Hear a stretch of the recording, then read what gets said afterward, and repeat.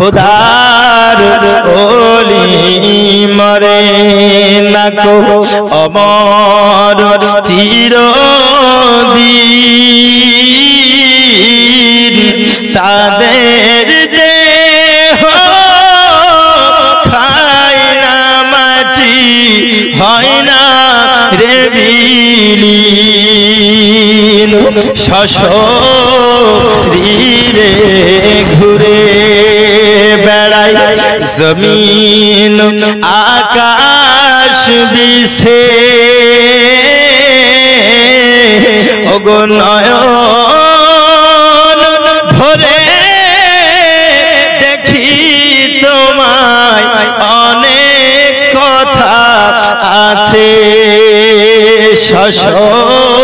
সশরীরে ঘুরে বেড়াই জমিন আকাশ বিছে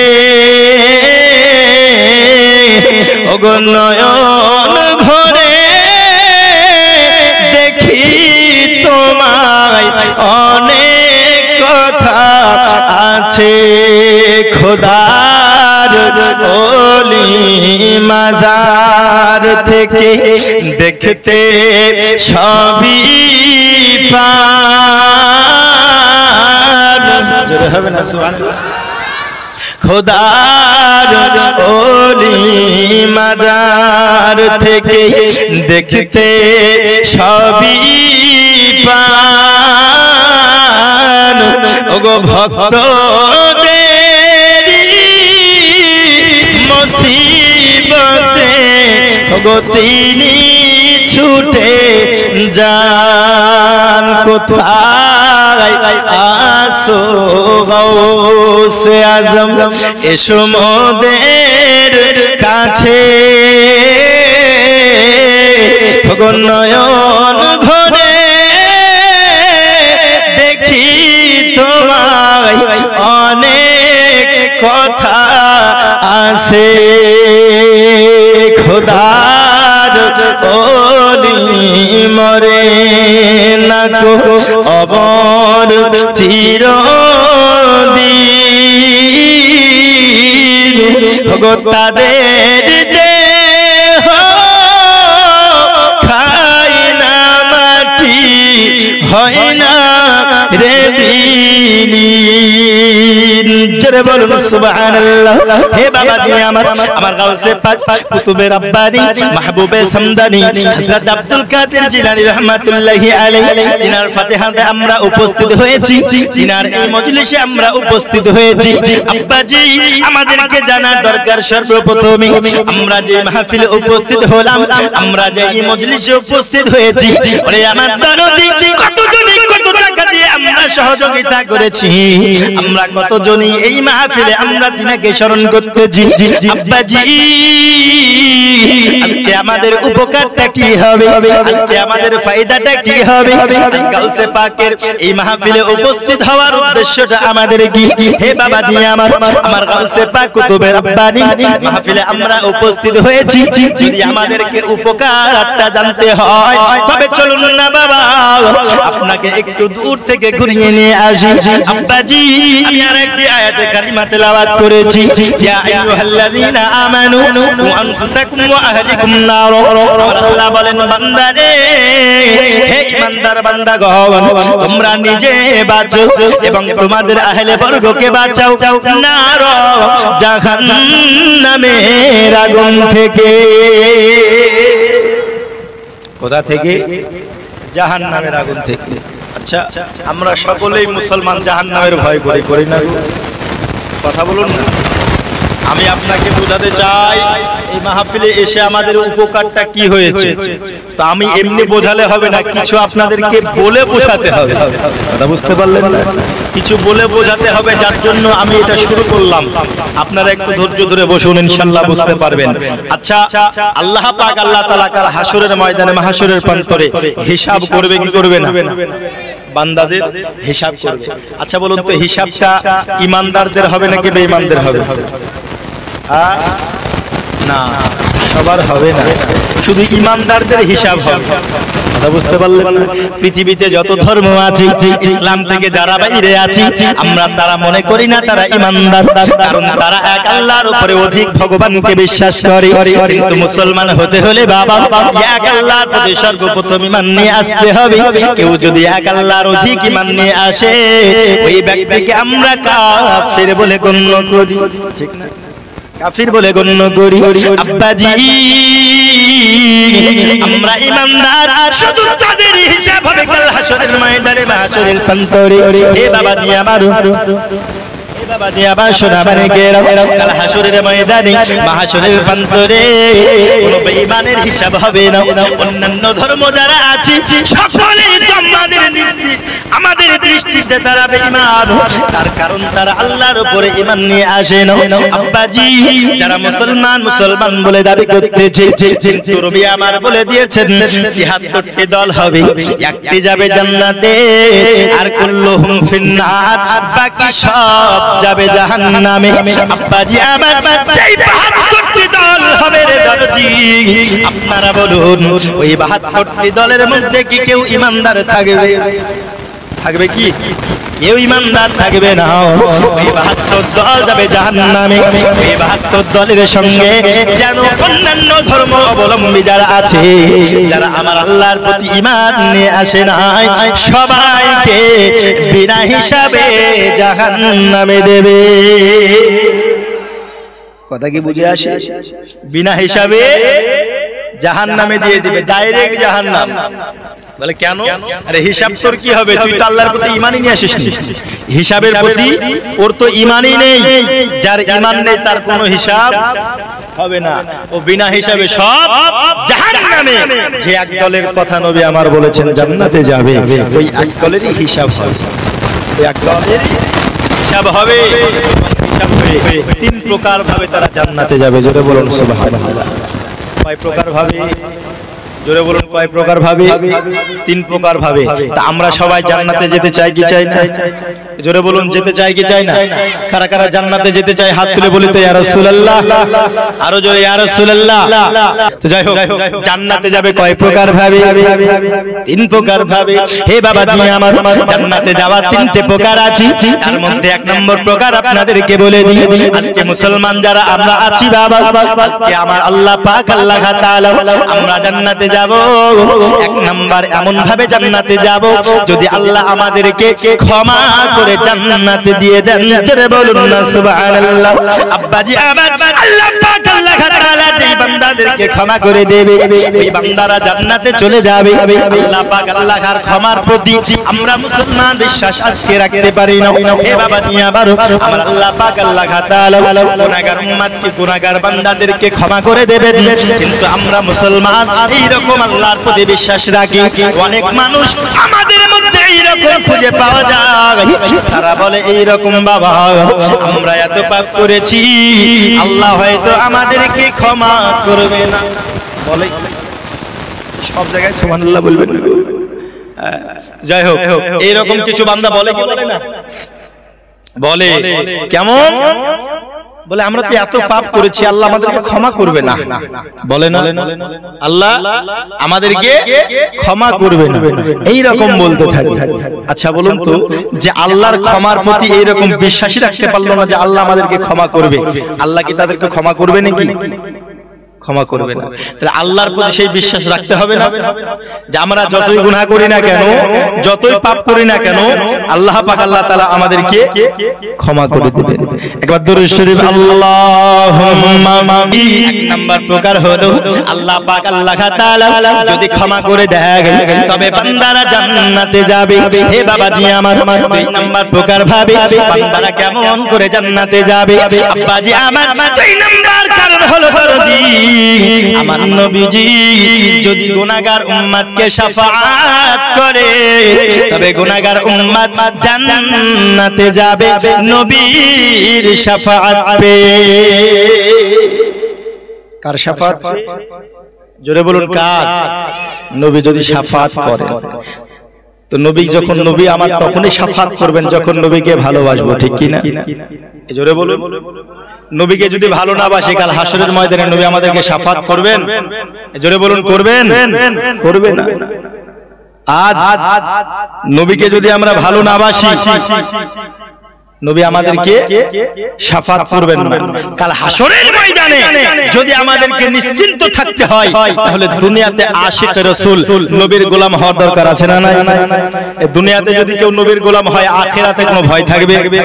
জোরে বলুন, ভয় থাকবে? তাই কবি বলতেছেন, নবীজির গোলামের কোনো চিন্তা নাই, চলো নবীজির জান্নাতে মদিনাতে যা। নবীজির গোলামের কোনো চিন্তা নাই, চলো নবীজির জান্নাতে মদিনাতে যাই। বলুন, চলো নবীজির জান্নাতে, এটুকু আমার সঙ্গে বলুন, মদিনাতে যাই, চলো নবীজির জান্নাতে। বলুন না, মদিনাতে। কে কে যাবি মদিনা? ওরে মদিনাতে কাঁদেন নবী উম্মতের মায়া। সুবহানাল্লাহর জন্য কে কে যাবি মদিনা? ওরে মদিনাতে কাঁদেন নবী উম্মতের মায়া। দিন রজনী কাঁদেন তিনি, দিন রজনী কাঁদেন তিনি আপন রোজায়। চলো নবীজির জান্নাতে মদিনাতে যাই, চলো নবীজির জান্নাতে মদিনাতে যাই। নবীজির গোলামের কোনো চিন্তা নাই, চলো নবীজির জান্নাতে মদিনাতে যাই, চলো নবীজির মদিনাতে। কঠিন হাসরের দিনে আরে জান্নাতে যাবেন না নবী উম্মত বিনে। কঠিন হাসরের দিনে আরে জান্নাতে যাবে না নবী উম্মত বিনে। মাফ করে দিবেন আল্লাহ, মাফ করে দিবেন আল্লাহ নবীর ওসিলায়। চলো নবীজির জান্নাতে মদিনাতে যাই, চলো নবীজির মদিনাতে যাই। নবীজির গোলামের কোনো চিন্তা নাই, চলো নবীজির জান্নাতে মদিনাতে। যে জন নবীর আশিকার আরে হাসরেতে পাইবেন তিনি মহান সম্মান। যে জন নবীর আশিকার আরে হাসরেতে পাইবেন তিনি মহান সম্মান। ফুল সিরাত পার করিবেন, ফুল সিরাত পার করিবেন নবীর ওসিলায়। চলো নবীজির জান্নাতে মদিনাতে যাই, চলো নবীজির, বলুন না, মদিনাতে যাই। নবীজির গোলামের কোনো চিন্তা নাই, চলো নবীজির জান্নাতে মদিনাতে যাই, চলো নবীজির মদিনাতে যাই। হে বাবাজি আমার নবীর প্রতি যদি ভালোবাসা থাকে, কাল হাসরের মাঠে হাসরের প্রান্তরে নবীর শাফাআত নসিব হবে।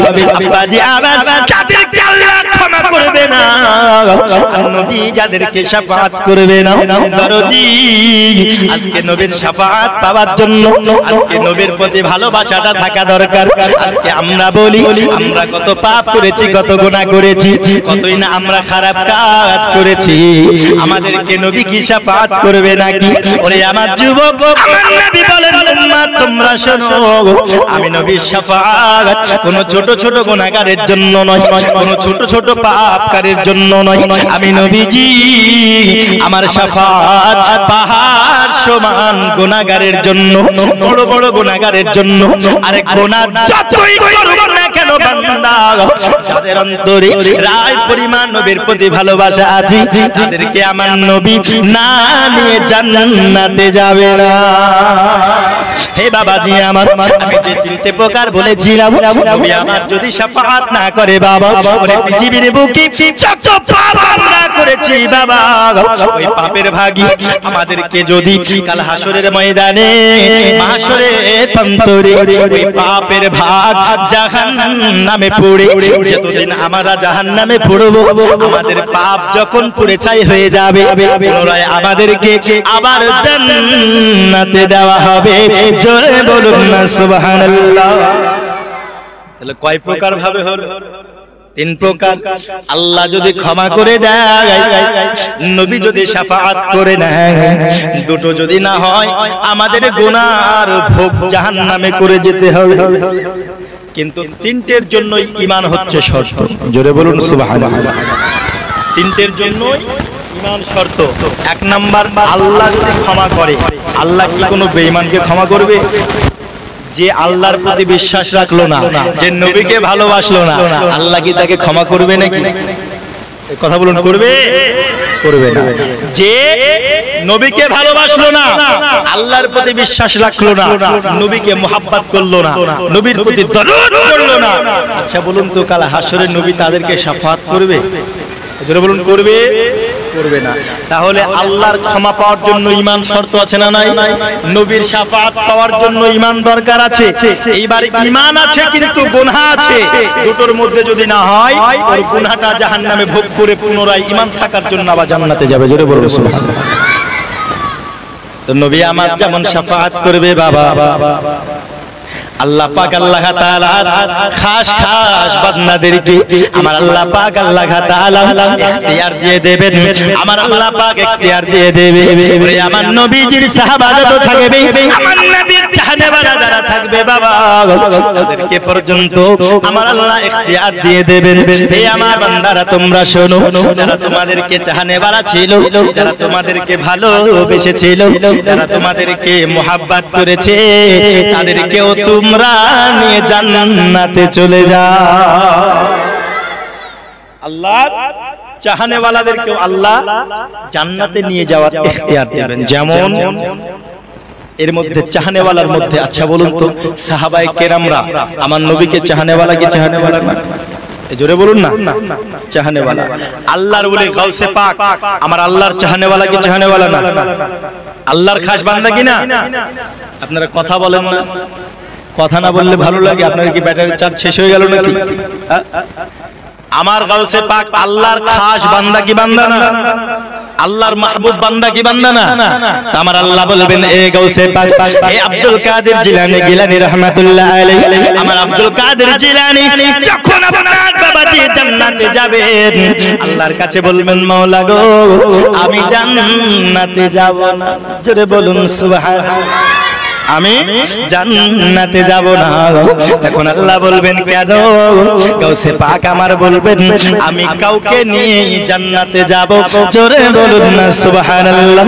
আরে আমার বাবাজি, আল্লাহ পাক আল্লাহ তাআলা তখন বলবেন, আব্দুল কাদের যাও যাও যাও, তোমার যারা চাহনেওয়ালা ছিল, তোমাকে যারা ভালোবেসেছে, তুমি জান্নাতে যাওয়ার জন্য যাকে খুশি তাকে সঙ্গে নিয়ে জান্নাতে যাও।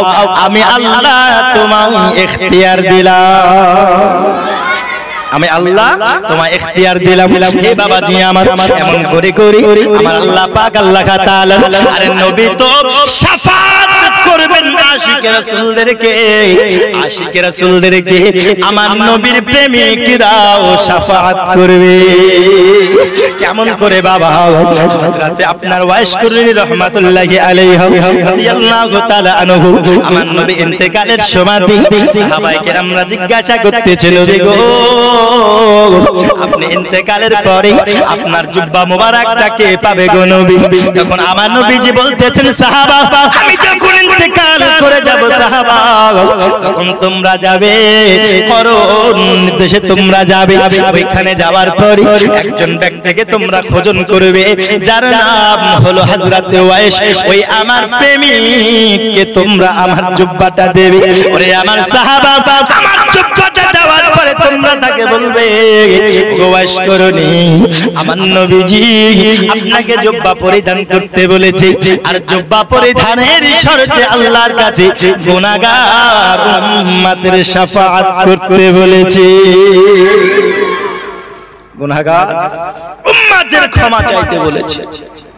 তো হযরতে ওয়াইস করনি ইনি কিন্তু জিন্দেগিতে নিজের এই যে চামড়ার চোখ এই সচক্ষে আমার নবীকে দেখেন, কিন্তু ইনার দিল ইনার মন আমার নবীকে সঁপে দিয়েছেন, আমার নবীকে দিয়ে দিয়েছেন। অন্তরের নজরে হাজার হাজার বার হযরতে ওয়াইস করনি আমার নবীকে দেখেছেন। জোরে বলুন সুবহানাল্লাহ। তাহলে পৃথিবীতে যদি ভালোবাসতে হয় কাকে ভালোবাসবেন গো? নবীকে। কাকে? নবীকে। তাই তো কবি বলছেন, মন যদি দিতে হয় নবীকে দিও, ভালো যদি বাসতে হয় নবীকে বাসো।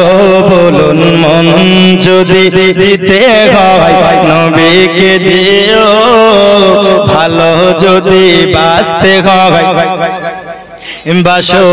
তোমার দুঃখ যাতনা যিনি সইতে পারে না, তোমার দুঃখ যাতনা যিনি সইতে পারে না, ওই নবীজির মোহাব্বতে মিলাদ পড়িও। মন যদি দিতে হয় নবীকে দিও, ভালো যদি নবীকে বাসো, ভালো যদি বাসতে হয়। আহা সাকারাতের বিশালতে কি যে যন্ত্রণা, সাত সমুদ্রের পানি দিলেও তৃষ্ণা মিটবে না। তৃষ্ণা মিটবে?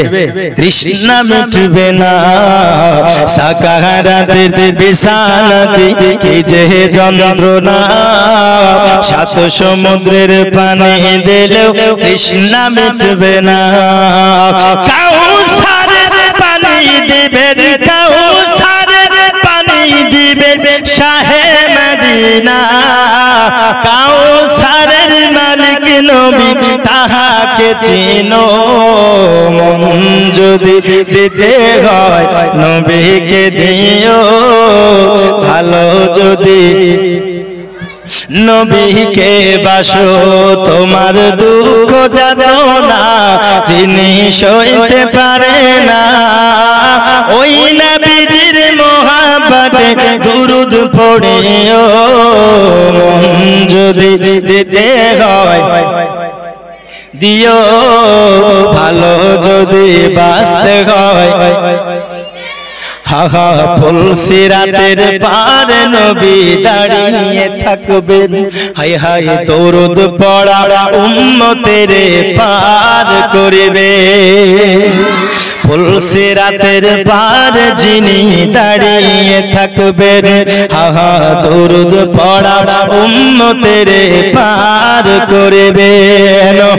নবী পাগলদের দিদার দিয়ে, পাগলদের দিদার দিয়ে ধন্য করিও। মন যদি দিতে হয় নবীকে দিও, ভালো যদি বাসতে হয় নবীকে বাসো।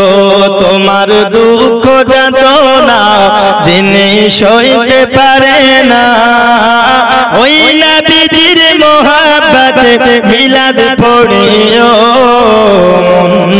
যদি দিতে হয় নবীকে দিও। হে বাবাজি আমার, হযরতে ওয়াইস করুনি আল্লাহর কাছে দোয়া করতেছেন, গো মাওলা পাক তোমার নবী তো আমার কাছে জুব্বা পাঠিয়েছে।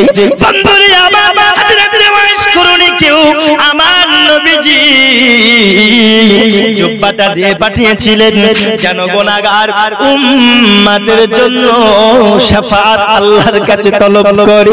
হে দরদি, আমার নবীর আশিক যারা হবে গুনাহগার উম্মতের কথাও ভাববে কি ভাববে না?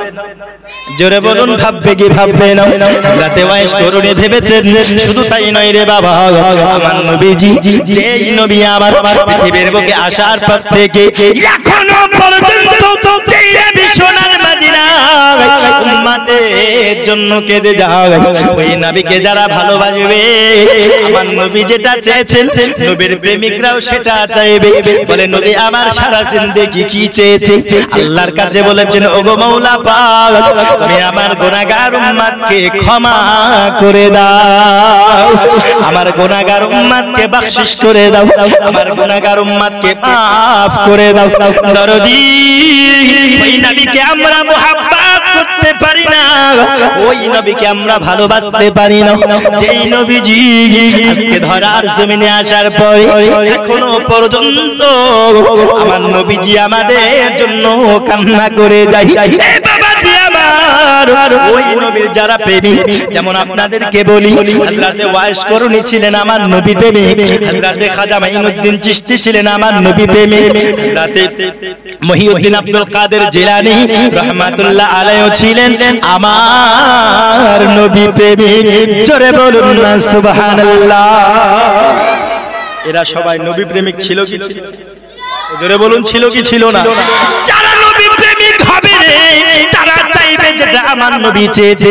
আমার নবী গুনাহগার উম্মতের শাফাআত চেয়েছেন, তাই জন্য যখন আপনার হযরতে আব্দুল কাদের জিলানীকে জান্নাতে দেওয়া হবে আমার আল্লাহ বলবেন, আমার আল্লাহকে বলবেন, মাওলা গো আমি জান্নাতে যাব না, যাব না। বলে আব্দুল কাদের কেন?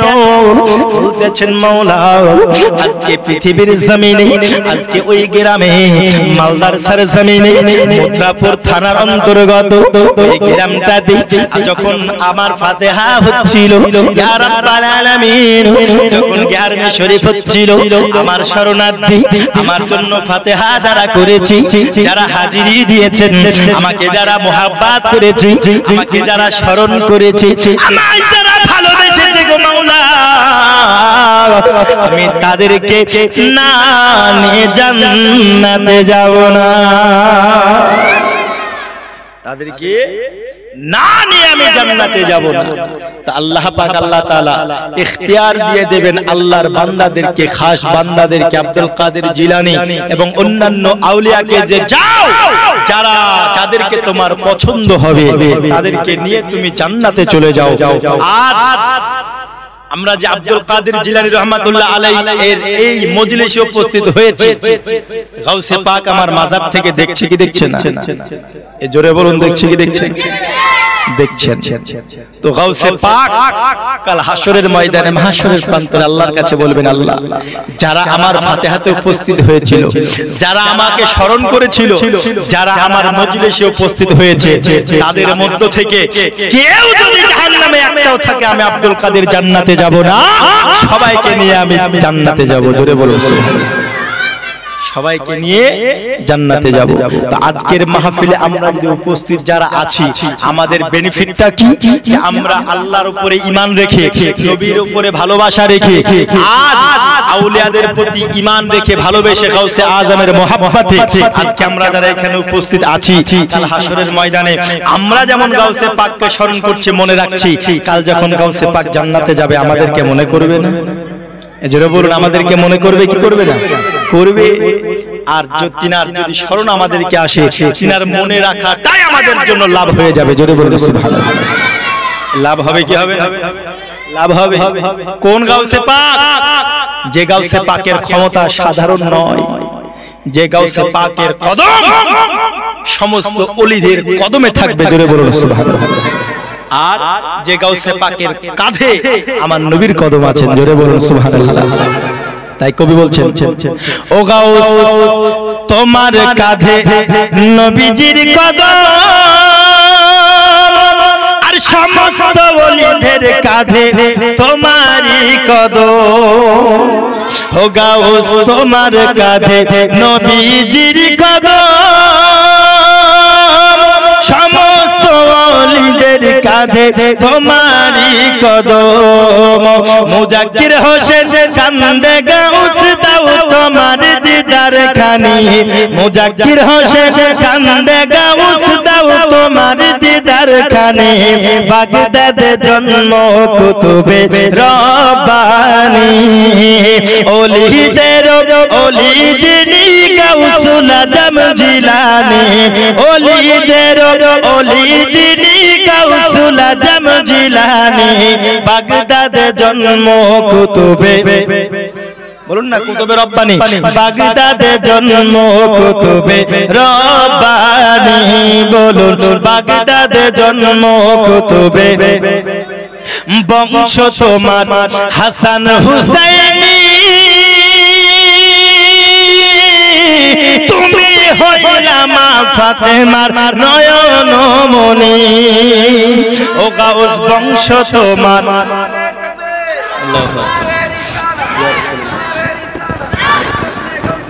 জিন্দাবাদ জিন্দাবাদ, আল্লাহু আকবার ইয়া রাসূলুল্লাহ। ও গাউস বংশ তোমার হাসান হুসাইনি, তুমি হইলা মা ফাতেমার নয়ন মনি। একবার দিদার দাও তুমি ও গাউসে সামদানি, জোরে বলুন একবার দিদার দাও তুমি ও গাউসে সামদানি। বাগদাদে জন্ম কুতুবে রব্বানি, বাগদাদে জন্ম কুতুবে রব্বানি। বলেন ওলিদের ওলি যিনি গাউসুল আজম জিলানী, ওলিদের ওলি যিনি গাউসুল আজম জিলানী। বাগদাদে জন্ম কুতুবে রব্বানি, গাউস বাগদাদে জন্ম কুতুবে রব্বানি। হে বাবাজি আমার, আল্লাহর নবীর প্রেমিক যারা হবে, আল্লাহর নবীর গুনাহগার উম্মতের জন্য চিন্তা করিবে।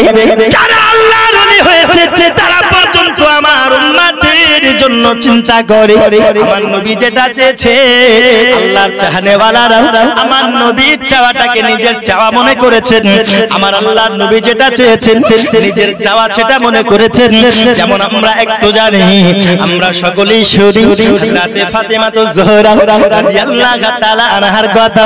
আমার নবীজি তিনার লাখতে জিগার কলিজার টুকরি মা ফাতিমা, তিনি পর্যন্ত গুনাহগার উম্মতের জন্য কত চিন্তিত রয়েছে। হে বাবাজি আমার, আমার নবী যেটা চেয়েছেন, আমার নবী সারা জিন্দেগি উম্মতের সুপারিশ চেয়েছে। তাহলে নবীকে যারা ভালোবাসনেওয়ালা হবে, আমার নবী যেটা চেয়েছেন সেটা চাইবে কি চাইবে না? চাইবে। এ বাবাজি আমার, আমার নবীকে ভালোবাসনেওয়ালা হযরতে ওয়াইস করুনি, আমার নবীকে ভালোবাসনেওয়ালা খাজা মাইনুদ্দিন চিশতি আজমেরি, আমার নবীকে ভালোবাসনেওয়ালা আপনার হযরতে আব্দুল কাদের জিলানী রাহমাতুল্লাহ আলাইহি, আমার নবীকে ভালোবাসনেওয়ালা পৃথিবীর জমিনে সমস্ত ওলি আউলিয়া আমার নবীকে ভালোবাসনেওয়ালা তিনার কলিজার টুকরি হযরতে মা ফাতিমা। আজকে আমরা গুনাহগার উম্মত, এই নবীকে ভালোবাসতে পারি না, এই নবীকে মুহাব্বত করতে পারি না। হে বাবাজি আমার, আমরা গুনাহগারদের জন্য, আরে নবী তো নবী, নবীর উম্মতেরা আমাদের জন্য পেরেশান।